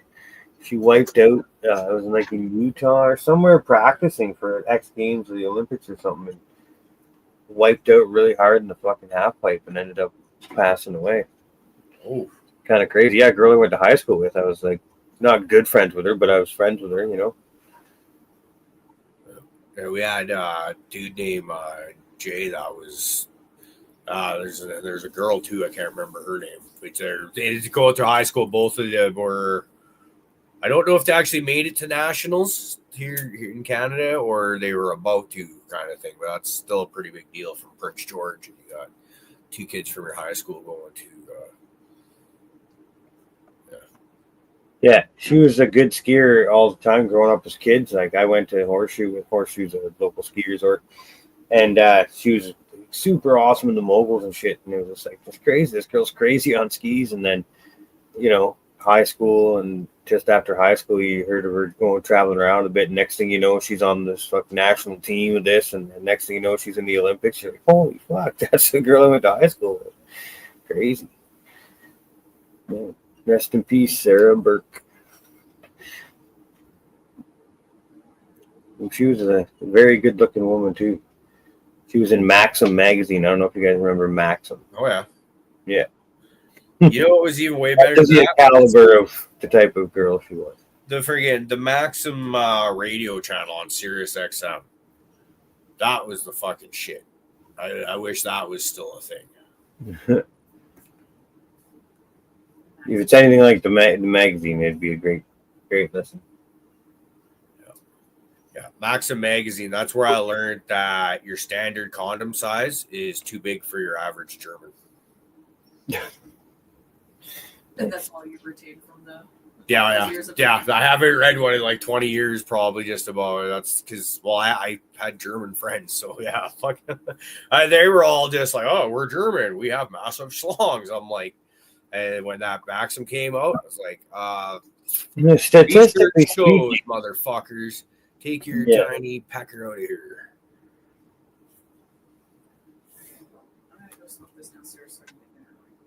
I think we just scared my old lady off with pecker talk. She's at it.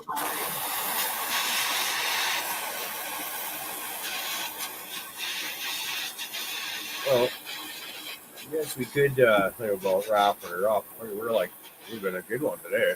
Oh, we're deep. Or at the same time, you know what? I'm in no fucking hurry. If you want to wrap her up, I'm good with wrapping up. If you want to stay and hang, I'm good with that. Yeah, we can fucking rock it a couple more minutes. Why not?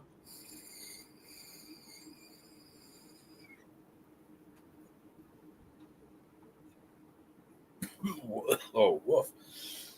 Oh.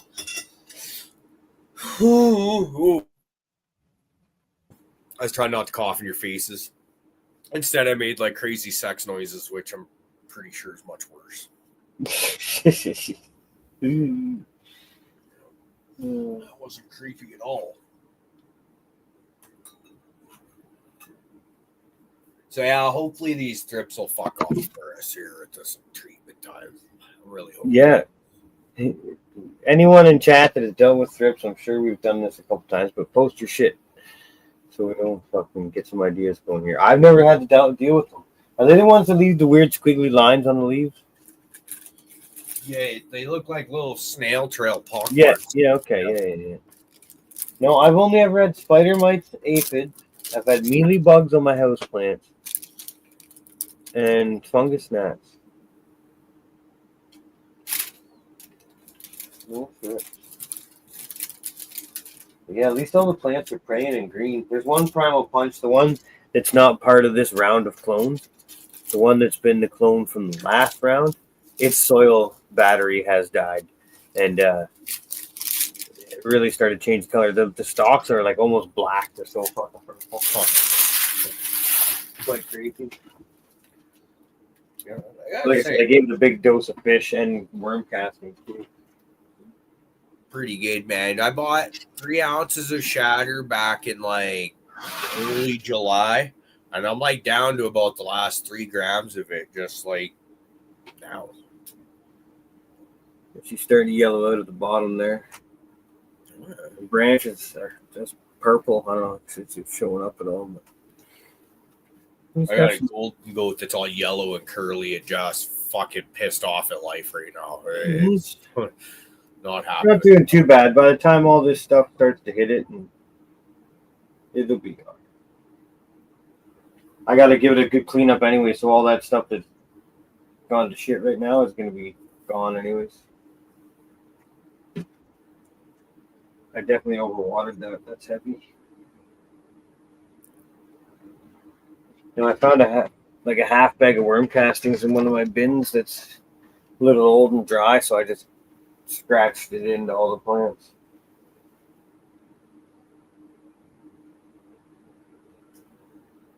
Clones and them are doing good too. Everything over there is doing good. Oh my god, they're gonna bring Jeff in Hoffman, and Jeff Hoffman's gonna give up the fucking home.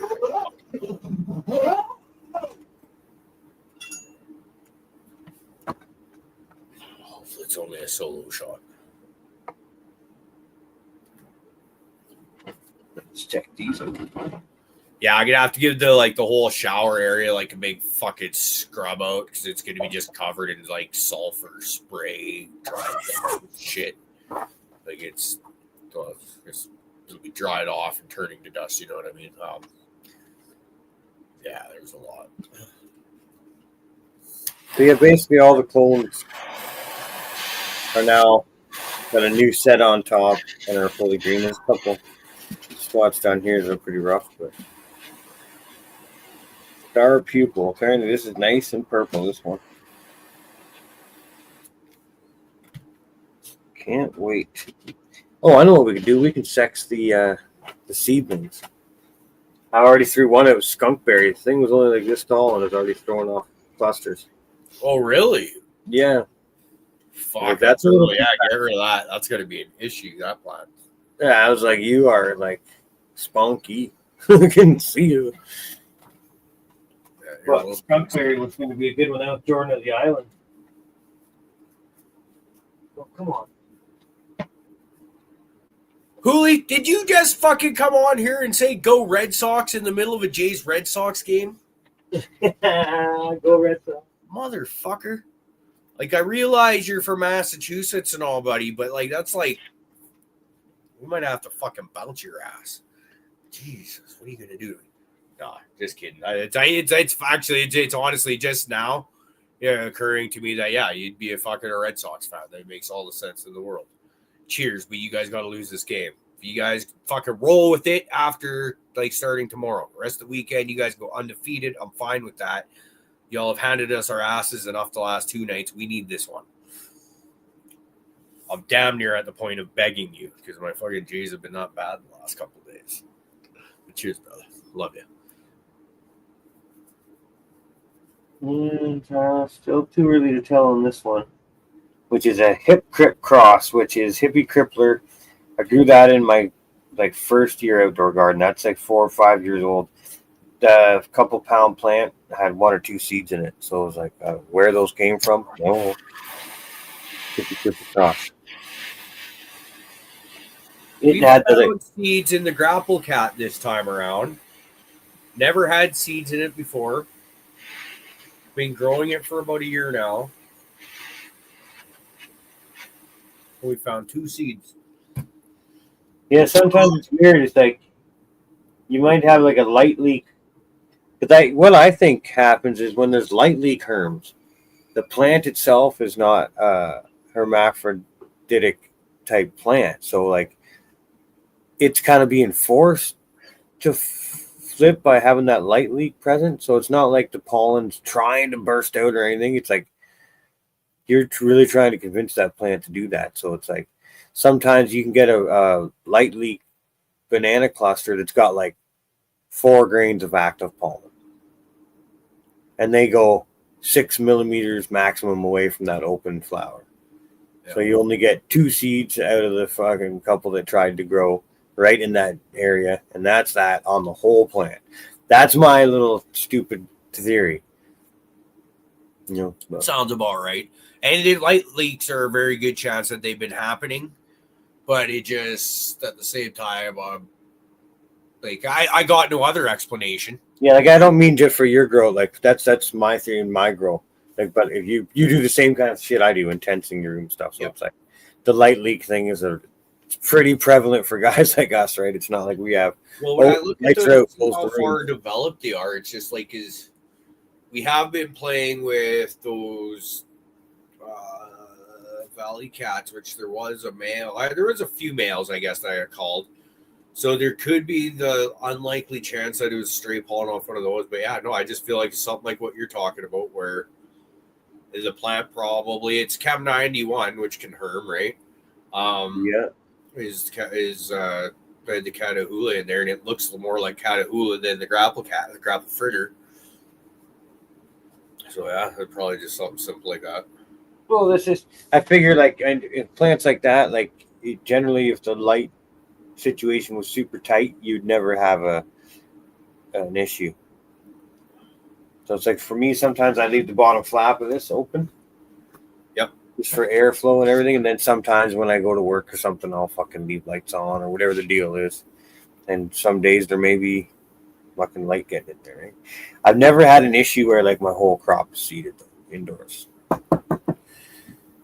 Which is nice because I actually play with pollen sometimes. I'll have a fucking active male around. Anytime I've had the whole crop get seeded, it's been something that I did, whether it was like the bad genetics that I let go or something. Like we were talking just the other day about my grapefruit, fucking that was labeled as feminized seeds, flipped them, and found out they weren't feminized at all. They were very much male and females in there. Shit like that. Or I had some OG seeds that I didn't realize were some of the herbiest shit I was about to ever grow in my life, and like fuck my life.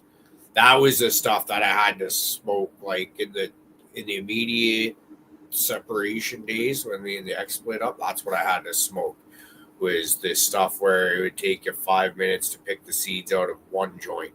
Ugh. And it was like that took about a week before I was like, I can't fucking do this anymore. I'll just make edibles out of it. I had to start buying weed. Now, I've never really understood when people said if the legs are crossed, it's a lady. This is what I had explained to me before, but I never understood it. But I'm not counting this as a girl, but can we fucking see what I'm talking about? Where are we? Am I looking at the right spot? Right at those 2 branches.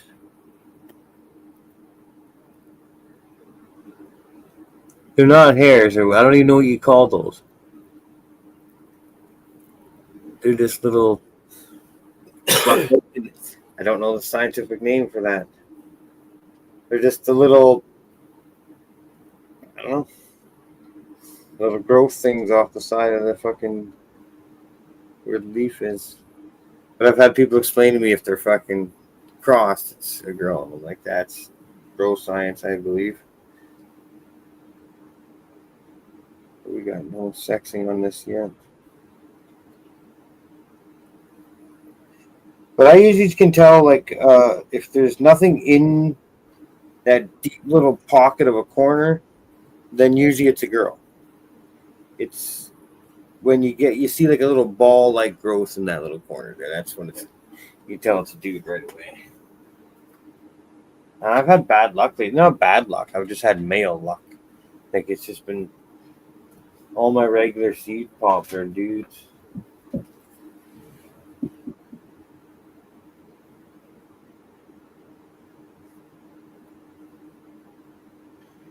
Rocky Mountain strawberries. Okay. Dark horse. Can't tell nothing on that one yet. These are pretty small, these plants, like, but I just like checking all the time just to see, know what I'm getting into.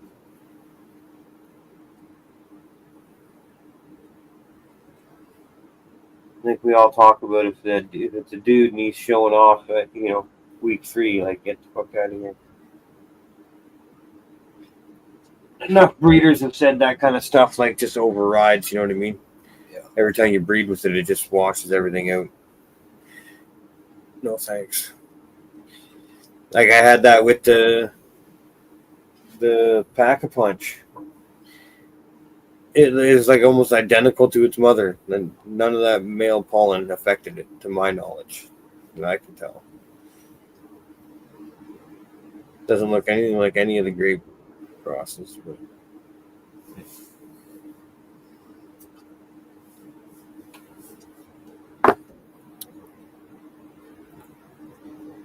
that's one, another hypocrite cross. I hope one of these are female. I wouldn't mind going some. It had a nice pineapple funk to it.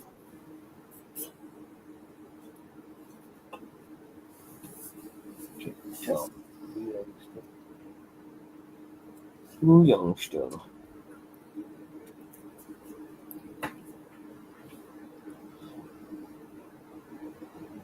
Oh, yeah. It'd be nice to jump into flower here soon, though. That's the whole process, man. It's like not even just for cannabis, but for anything. Like when you're doing a garden of any sort, when you initiate the growing of any type of fruits, be it wheat or beans or strawberries or flower, like actual cut flowers or whatever. It's almost go time. We got a lot of stuff on deck, like some of those little clones that I got from Magpie in the green. I could put those in the 3 gallon, and 3 weeks from now they'd be ready to rock. So it's like got my choices set up.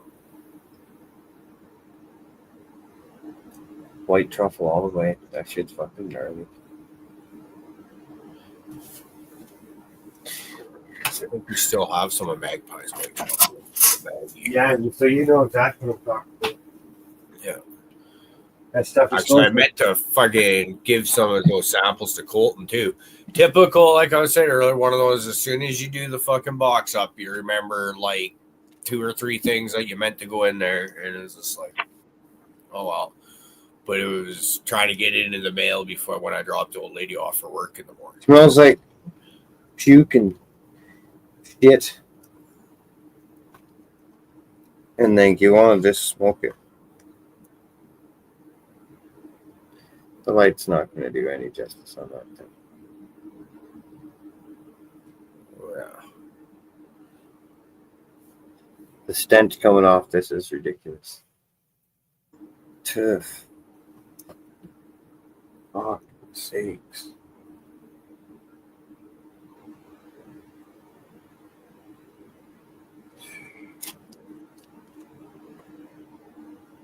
I don't know, man. I don't, even though I have the same cut that made these flowers, there's no way I can make flowers like that.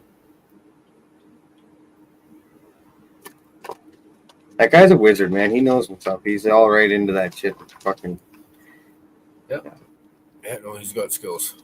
Making all the things do their things. I'm like, I put some worm castings on. What that does, I don't know. Worm castings, bro. So you walk into his basement, and right at the bottom of the stairs is a fucking garbage can that looks like that's his worm castings bin. Right? You see the shredded cardboard and stuff in there. It's like, Did you not get to see the actual fucking worm cast fucking 3000? no. Okay. Yeah, he's got his own worm castings fucking system. Like a big stack. Like I'm talking square, the size of a pallet probably, and about 9 feet tall. Oh, really? Yeah. And it's full of fucking worms, and then at the bottom he's got stainless trays that fucking he can sift his fucking castings onto and shit. I don't know if it's active right now, but he was talking about it. Maybe we can convince him to show us one day. Or at least talk about it. Keep him like Wizard of Oz, the guy behind the fucking curtain. Never got to see his friggin' garden, which is like I said, if we were there longer and had more chill time, I probably would have got to, but it was just we were moving the whole time. Oh, thank God the Blue Jays actually win a fucking game. Okay, see, yeah, here we go, right here. This is what I'm saying. Jay's, I guess, seen it. Yeah, I guess there's at-home kits and stuff people have, but this is his own, and you know how he makes stuff. Like, Yeah. Weed Wizard. Yeah, we got one that just goes under your kitchen sink. It's got like 3 tiers, 4 or 4 tiers. Well, it doesn't matter, but we found when we were like doing organics, our place is too fucking small to have that around because after a while we were noticing like fungus gnats started like creeping into our flower bins and shit like that, which were not beside there, right? Which is just like gross. You can't have that getting into food sources. So another reason to be sticking with the salts for now. I can't do salts. I've tried a couple times, fucked up every single time.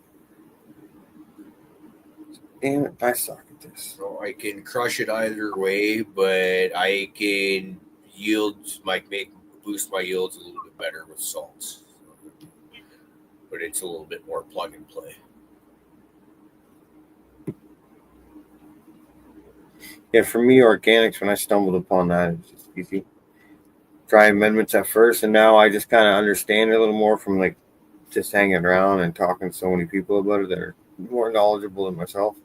Yeah. And now I'm at a place where I can kind of read the plant. Like I have enough soil around, or the soil is medium, whatever you want to call it, dirt, fucking whatever. That when I mix some up, obviously the stuff I made last time was a little hot for seedlings and such. It's half of it, like these pots are 3 gallons, and about a gallon or so of that mix that they're in now was that hot soil that I had. And some of them are still kind of yellow, not yellowing, but they're not like drastically like going dark green or nothing like that. So that's giving me a kind of a reading that soil is good. It was just a little much for the youngins, that's just gardening. Don't fucking do ones say, the hot stuff. Kind of like don't give your baby creatine, right? I'm glad because I got lots. There's probably 70 liters there.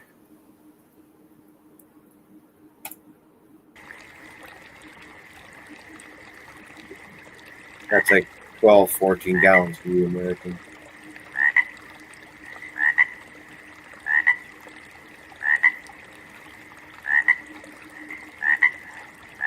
But I've never even tried roots, whatever, Fox Farm or just like a bag soil. I've never tried that on fresh plants either.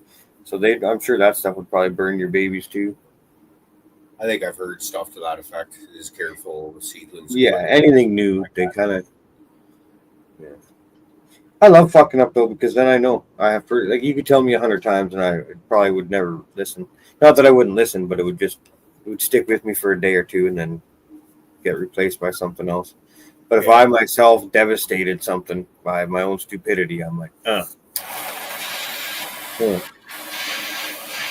that'll stick with you a while.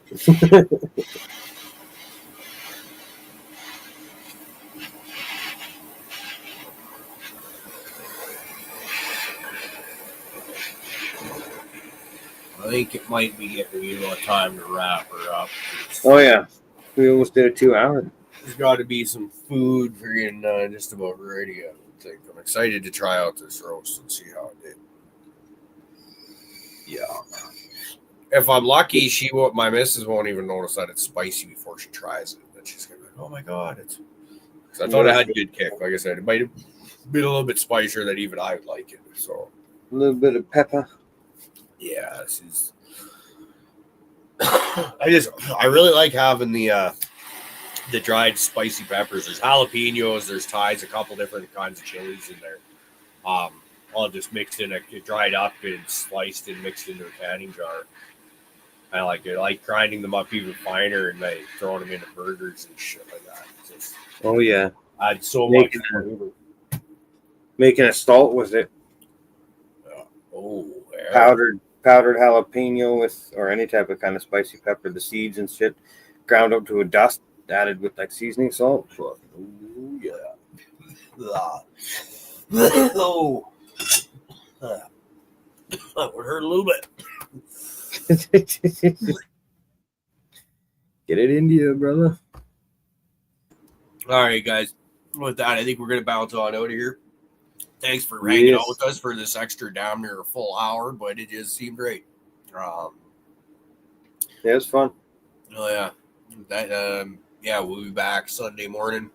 I have no idea where I will be Sunday morning. It occurred to me earlier today or yesterday that I'll be traveling that day going to Calgary, so I'm hoping to have good cell reception in a spot where maybe we can just get out of the car for an hour or so and stretch the legs, because I'm sure the kid will want to get the fuck out of the car, as kids usually seem to do.